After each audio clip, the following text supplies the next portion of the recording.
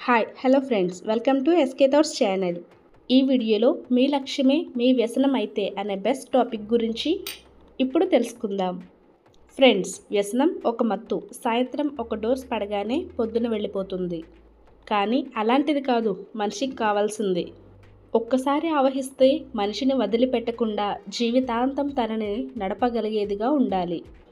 ఇప్పటి వరకు మీరు మత్తు పానీయాలకు వ్యసనంగా ఉన్న వాళ్ళని లేదా సిగరెట్, సోషల్ మీడియాకి వ్యసనం అయిన వాళ్ళని చూసే ఉంటారు. వాటిలో మునిగి జీవితాలను నాశనం చేసుకునే వాళ్ళని కూడా చూసే ఉంటారు. ఈరోజు మీ జీవితాలు మారబోతున్నాయి. ఎందుకంటే ఈ వీడియోలో మేము ఒక వ్యసనం, అది మీ జీవితాన్ని మార్చగల ఒక వ్యసనం గురించి తెలియజేయబోతున్నాం. అదేంటో తెలుసా? కష్టపడే తత్వం. ఒక్కసారి ఈ అలవాటు అయ్యిందంటే అది ఖచ్చితంగా మీ జీవితంలో మిమ్మల్ని ఒక ఎత్తులో నిలబెడుతుంది. అది కనుక ఆవహించినట్లయితే ఇక జీవితంలో మిమ్మల్ని మీరు వెనక్కి తిరిగి చూసుకోలేనంతగా అలవాటు పడిపోతారు. మీ ఎదుగుదలని ఎవ్వరూ ఆపలేరు. ప్రజలు క్షణకాలం ఆనందం ఇచ్చే సిగరెట్, మత్తు పదార్థాలకు అలవాటు పడినంతగా ఈజీగా కష్టానికి అలవాటు పడడం కొంచెం కష్టమే. కానీ ఈరోజు ఈ వీడియో చూసిన తర్వాత ఖచ్చితంగా వారి ఆలోచన ధోరణి మారుతుంది. అంత విలువైన వీడియో మేము మీకు అందిస్తున్నాం. ఈ వీడియోని ఎక్కడ స్కిప్ చేయకుండా చూడండి. ఇక్కడ 3 ముఖ్యమైన విషయాలు మీతో పంచుకోబోతున్నాం. మొదటిది, అసలు కష్టపడే తత్వం. అసలు వ్యసనం ఎలా అవుతుంది? రెండవది, నిజంగానే మీరు కష్టపడుతున్నారు కానీ అది సరైన మార్గంలోనే ఉందా, వ్యర్థమైపోతుందా అని తెలుసుకోవడం. ఇక చివరిది, కష్టపడాలి అని అనుకున్నా కష్టపడలేకపోతున్నాం, పని చేయలేకపోతున్నాం. ఇలా అనుకునే వాళ్ళకి మేమిచ్చే 3 సూచనలు, అలాగే ఎలా సమయాన్ని సద్వినియోగం చేయాలో, దాన్ని కష్టపడే తత్వం కింద ఎలా మార్చుకోవాలో ఈ వీడియోలో వివరిస్తాం. ముందుగా, కష్టపడే మత్తు ఎలా అలవాటు చేసుకోవాలి, అది వ్యసనంగా ఎలా మార్చుకోవాలి, ఎలా తేలికైన పదాలతో మీకు చెప్పాలంటే మీరు కలలు కన్న చోటికి మిమ్మల్ని తీసుకెళ్లేది, లేదా మీ స్తోమతకు మించి మిమ్మల్ని చేయమనేది ఇలా చెప్పితే పిచ్చితనంగా మీకు అనిపిస్తుంది. ఇది కూడా ఒక వ్యసనం లాంటిదే. కొంతమంది ఉంటారు, ప్రపంచం ఏమైనా పర్వాలేదు కానీ వాళ్ళు మాత్రం వాళ్ళు అనుకున్న దాని గురించి కష్టపడుతూనే ఉంటారు. వారిని పుస్తకాల పురుగు అని ఎగతాళి కూడా చేస్తుంటారు. నిజానికి చేయవలసింది వాళ్ళని కాదు, వారిని చూసి నవ్వే వాళ్ళని. ఎందుకంటే అలా పుస్తకాల్లో లీనమైపోయిన వాళ్ళు చాలా తెలివిగలవారు. ముందు చూపుతో వాళ్ళు చేయాలి అనుకునే పని మీద ధ్యాస పెట్టి ముందుకు వెళ్తుంటారు. కేవలం తాము చేరాలనుకున్న గమ్యానికి ఎటువంటి విషయాలు అవసరమవుతాయో వాటి మీద మాత్రమే ధ్యాస పెట్టి ఆసక్తి చూపుతారు. ఇతర విషయాలు అస్సలు పట్టించుకోరు. జీవితంలో అటువంటి వారే తాము అనుకున్న పనిలో స్థిరపడతారు. ప్రపంచంలో ప్రముఖ వ్యక్తుల్లో ఒక్కరిగా నిలుస్తారు. కేవలం రోజుకి 1-2 గంటలు మాత్రమే పనిచేస్తారు. ఎందుకంటే అప్పటికే వాళ్ళు అనుకున్న పనికి చేరుకుంటారు. కాబట్టి కేవలం వాళ్ళు అనుకున్న పని మీద ధ్యాస పెట్టి తమ కలలకు అతీతంగా అనుకున్నది సాధించి గమ్యం చేరే ప్రయత్నం. సఫలమైనప్పుడు టాప్ 10లో ఉండడం పెద్ద కష్టం కాదు. అలాగే కేవలం ఒక నెంబర్ మాత్రమే కాదు, ప్రపంచంలో అంతా వారి పనికి దాసోహం అవుతుంది. ఇలాంటిది టాప్ 10లో ఉన్న వాళ్ళ గురించి చెప్తున్నాను. అందుకే ఈ వీడియో ఎక్కడా స్కిప్ చేయకుండా పూర్తిగా చూడండి. అసలు కష్టం అనే వ్యసనానికి బానిసైన వారి గురించి మనం ఎక్కువగా మాట్లాడుకోవచ్చు. కానీ ఎలా ఆ వ్యసనాన్ని అలవాటు చేసుకోవాలో అనుకున్నది మాత్రమే ఇక్కడ తెలియాలి. కష్టపడడంలో కొన్ని రకాలు ఉన్నాయని మనం ఇదివరకే అనుకున్నాం కదా, అవేంటో ఇప్పుడు చూద్దాం. మొదటిది, ఒక గమ్యాన్ని ఆశించి దానికోసం పాకులాడుతూ చేసే కష్టం. ఎంత కష్టపడి చేసినా ప్రయోజనం ఏముంటుంది? కేవలం గాడిదల్లా రోజంతా కష్టపడుతూనే ఉంటారు కానీ దానికి తగ్గ ఫలం వస్తుందా అనేది ఉండదు. తరువాత ఎప్పటికీ కష్టపడుతూనే ఉంటారు. సరైన దారిలో వెళ్లకుండా కష్టపడితే ప్రయోజనం ఏముంటుంది? ఉదాహరణకు, మీరు ఢిల్లీ వెళ్ళాలనుకున్నప్పుడు అది ఎడమ వైపున ఉంటే మీరు కుడివైపుగా నడుచుకుని వెళ్తే ఏం ఉపయోగం? కాళ్ళు బొబ్బలు కట్టడం తప్ప ప్రయోజనం ఏమైనా ఉంటుందా? ఎప్పటికైనా మీరు ఆ ఢిల్లీని చేరుకోగలరా? ఎందుకంటే అది కుడివైపున ఉంటే మీరు ఎడమ వైపున నడుస్తున్నారు.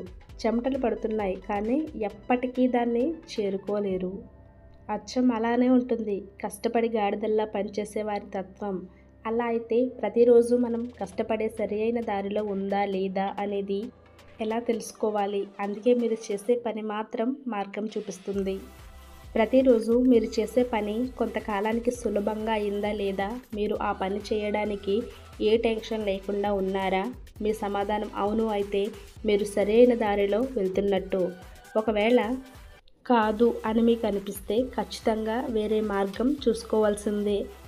ఇక ఈ వీడియోలో మూడవ భాగాన్ని చూద్దాం. 90స్లో ప్రజలు ఇదిగో ఇలాంటి ఇబ్బందులే పడ్డారు. ఆ స్థితిలో గమ్యాన్ని చేరుకోవాలి అని అనుకున్నవారు ఎక్కువ, కానీ కష్టపడలేకపోతున్నారు. ఎందుకు? ఒక సమస్యకు సమాధానం లేకుండా గొర్రెల మందలో కలిసి ఎదుటివారు ఏం చేస్తే తాము కూడా అదే చేస్తూ కష్టపడాలి. అదే సమస్య. అలా చేస్తే సక్సెస్ ఎలా వస్తుంది? ఇక్కడ 4 విషయాలు జ్ఞాపకం పెట్టుకోవాలి. 1. అసలు జీవితంలో ఏం కావాలి అని అనుకుంటున్నారు? ఏం సాధించాలి అని అనుకుంటున్నారు? మిమ్మల్ని మీరు కొన్ని సంవత్సరాల తర్వాత ఎక్కడ చూసుకోవాలి అని అనుకుంటున్నారు? ఇది మీకు పక్కాగా మీకు తెలిసి ఉన్నట్లయితే కష్టపడి దాన్ని తెలుసుకుంటారు. కానీ మీ ఆలోచన అటువైపుకు వెళ్లకుండా చూద్దాం జీవితం ఎటువైపు వెళ్తుందో ఆలోచిద్దాంలే అని ఊరుకుంటూ కష్టపడుతుంటారు. అలా చేస్తే జీవితంలో మిగిలిపోవడం తప్ప ఎప్పటికీ ఎదుగుదల అనేది ఉండదు. ముందు చూపు అనేది చాలా అవసరం. అసలు జీవితం ఎటువైపు వెళుతుందో మనం కష్టపడి ఏమవుతుందో తెలుసుకోవడం చాలా ముఖ్యం. 100% మనం చేరుకోవాలి. అనుకున్న గమ్యం తెలిసినప్పుడే దాని వైపు పరుగు పెడతాం, సాధించడానికి కష్టపడతాం. అందుకే ముందు చూపు కూడా చాలా అవసరం. ఆ ముందు చూపే మనిషిని తన కలలు చేరుకునేలా చేస్తుంది. కష్టపడే తత్వం ఉంది, శక్తి ఉంది. 100% మీరు ఎందుకోసం కష్టపడాలో తెలిసే ఆలోచన కూడా మీ దగ్గర ఉంది. ఒక ప్రణాళిక కూడా ఉంటుంది. ఇంకెందుకు ఆలస్యం? ఇక దేనికోసం ఎదురు చూడాలి? ఖచ్చితంగా ఒక చోటికి చేరుకోవాలి. మీ గమ్యం వైపు మాత్రమే మీరు అడుగులు వేయాలి. అది చేరుకోవడానికి ఎంత కష్టమైనా పడాలి. ఈ ఆలోచనలు వస్తేనే మీ గమ్యం మీకు దగ్గరవుతుంది. కష్టం కూడా సులువవుతుంది. ఇక రెండవది, అసలు మీరు సరైన దారిలో వెళ్తున్నారా అనేది నిర్ణయించుకోవాలి.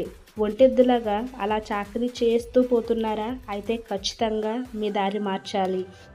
అలా మారకుండా ఉంటే మీ జీవితంలో మీరు ఎప్పుడూ అనుకున్న స్థాయికి చేరుకోలేరు.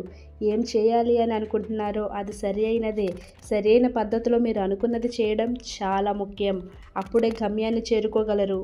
ఇక మూడవది, 4 పడవల మీద కాలు పెట్టడం. చాలామంది సరైన మార్గం అనుకుంటారు, కానీ ఇలా చేస్తే ఎటూ కాకుండా పోతారు. అన్ని విషయాలని అర్థం చేసుకోరు. కేవలం ఒకే విషయం మీద ధ్యాస పెట్టి పనిచేస్తే తొందరగా గమ్యాన్ని చేరుకోవడానికి ఆస్కారం ఉంటుంది. అంతేగాని ఒక పని చేస్తూ వేరొక దాని గురించి ఆలోచిస్తే ఏ పని సరిగ్గా అవ్వదు.